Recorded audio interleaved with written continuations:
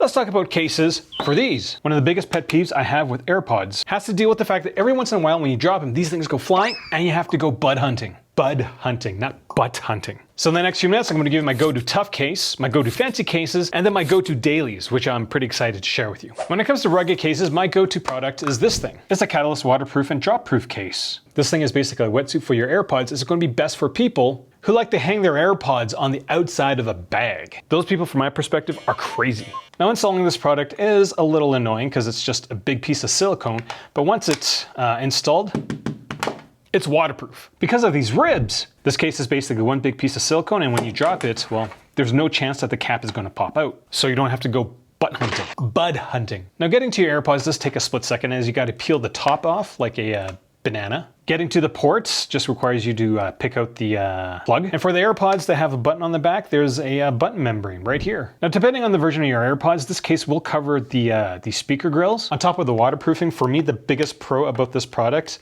is the handling. Like, this goes from really, really slick to, yeah, this feels pretty good. It's not going to slide around anywhere, but it is going to be a magnet for pocket lint, dog hair. One of the reasons why I say this product is good for hanging outside your bag is the large carabiner. Most of the AirPod cases I have, the carabiner is always like an afterthought. They're incredibly cheap, but Catalyst uses a high quality one. This thing's gonna set you back about $30, which is pretty average for a AirPods case. It's a good deal if you're looking for something a little more rugged. I prefer this style of rugged case over, you know, the hard body ones, only because these things are just annoying to use. And if you can't get the Catalyst versions, check out the Spigen one. The casing is a little thicker, but it's the exact same design. I will note that Catalyst hasn't released a product for the AirPods 4, so if you need something a little more rugged, just keep on watching, because one of my dailies is worth checking out. Now, when it comes to making your AirPods look fancy, these are my go-to fancy cases. First two products I'm talking about basically are polycarbonate shells with a fancy exterior. These things basically prevent your AirPods from getting scratched, if that's important to you.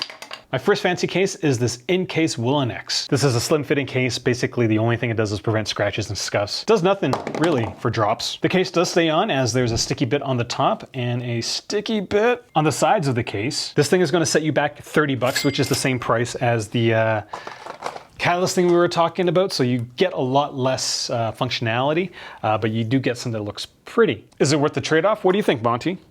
Now, Incase hasn't made the Woolenex for the AirPods 4, so if you need something right now that has a fabric finish, check out the Spigen Urban Fit. Same fabric idea, but this thing just doesn't feel as well built. Now, the second fancy case that's in my circulation is the Mag-Easy case from Pitaka. Now, I actually have a love-hate relationship with aramid and carbon fiber finishes. Most companies add it as an afterthought to make their product look a little fancier when it's actually not. But not Pitaka, because this thing looks amazing on my AirPods. This case has tacky bits on the inside to keep the bottom from sliding out, and a giant sticker at the top to keep the cap on. Now, unlike some other companies, Pitaka has actually made cutouts for the speaker grills. Most companies, when it comes to AirPods, will just say, hey, it fits. Like Pitaka's lanyard cutout actually uses the attachment point for the AirPods. So it's a very clean looking product. It's good to see a company take pride in their products because they're going to charge you $70 for it. It's a bit pricey and you borderline aren't getting anything really special for it other than the aramid finish. But come on, this looks pretty spectacular. Before we move on, and yeah, these are my top picks. If you're planning on getting any of these products, make sure you use my links. I'm a reviewer, not an influencer. No one's paying me to make this video. All I do is just figure out what the best tech is out there. So your support is greatly appreciated. Now, if leather is your thing, my go-to case is this. It's Mouse's protective AirPod case, and I'll be honest with you, this thing is that's not it.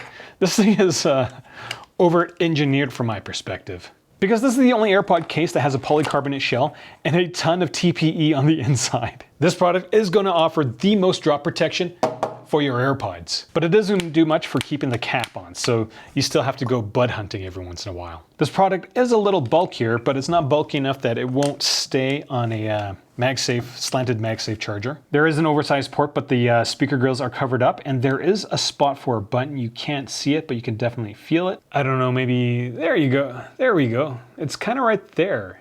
Now, some of you may note that this case is basically half leather and the other part of it's just plastic. And you're right. From my perspective, leather is a supporting feature in any Apple accessory.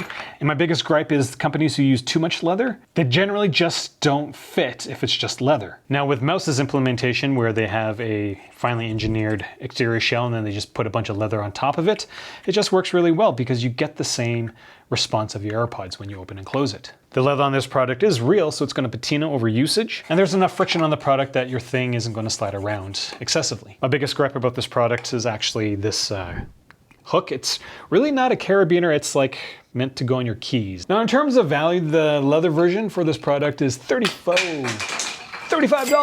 It's a little higher than average, but given the above average aesthetics and the above average protection, I think it's definitely worth it. Right, Monty?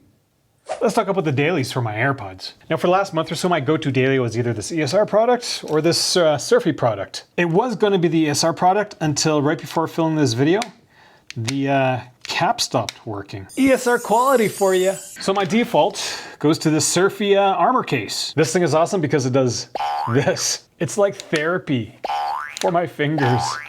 Now the latch itself isn't that complicated. First of all, there are opposing magnets on this case, which pushes the cap of the case from the base. Do you see that? Opposites do not, oh, they do attract.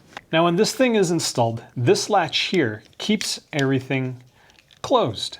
So when you press it, it pops open. Entire setup is very, very simple. It's much less complicated than whatever ESR decide to do with their product. Now from a protection standpoint, I have yet to see my AirPods fall out of this thing. Haven't had to go bud hunting with this product. But I'm pretty sure this thing's gonna be more protective for your AirPods than this. Front of this case is polycarbonate. The rest of it is TPU. Polycarbonate is very, very slick, very smooth. There is some matte finishes on the back of this case, but overall there is just a lot of doohickeys on this thing.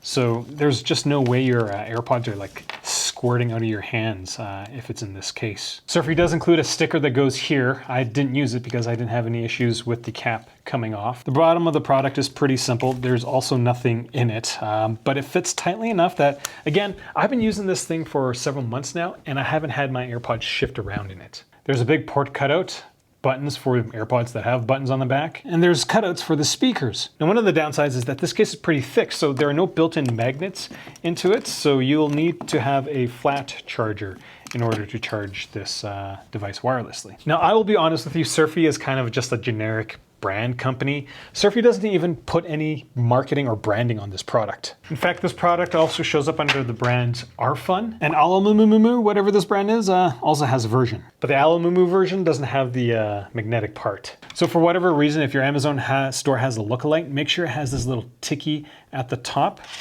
so that you know that there's magnets there. Now at the time of this video, this generic case manufacturer hasn't come out with anything for the AirPods 4. They do have it for the AirPods 3, so they do make them, just not for the newest version. So that's all I got. Questions, comments, leave them down there. If you're going to get one of these products, make sure you use my link. I'm a reviewer, not an influencer. No company's paying me to make these videos. I do it because I just want to know what the best tech is out there.